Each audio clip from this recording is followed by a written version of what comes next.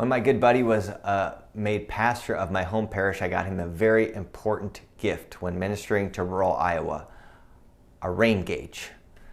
Because I knew that you could get a good 10-minute conversation out of having a rain gauge in the sacristy. How much rain did you get this week? We got 1/4 of an inch, and down the road they got 3/4 of an inch, and I heard over at this other family they got 2 inches, right? Even when I talk to my family now, I say, how's it going? They say, oh, good. We could use a little bit more rain, or we got too much rain. Rain was really important and is really important for people who are very closely connected to the land. And we see that in a very specific way in both our first reading and our psalm, which oddly speak with great specificity about the context of drought and the need to pray for rain. In the first reading, we hear about Elisha, who is living in a time where there has been 3 years of drought.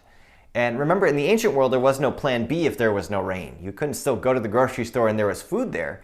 You needed rain to provide for your own family, for your own crops. And it might mean, in many situations, the difference between life and death. And so we hear Elijah goes up to the mountain and it's completely clear in the sky. There's not a cloud in the sky. And he prays for rain, and suddenly, with this word I learned for the first time today, trice, in a moment, quickly, God gives rain. God gives rain abundantly, blesses the people. And in our psalm today, we hear, as we often do, the psalm is sort of a response in prayer to the first reading. But in our psalm today, we hear a prayer of thanksgiving, thanking God in great detail for what the rain does, how it breaks up the clods of dirt, how it blesses us, how it makes our crops abundant, how it blesses us. And we have someone who has experienced firsthand this blessing of God.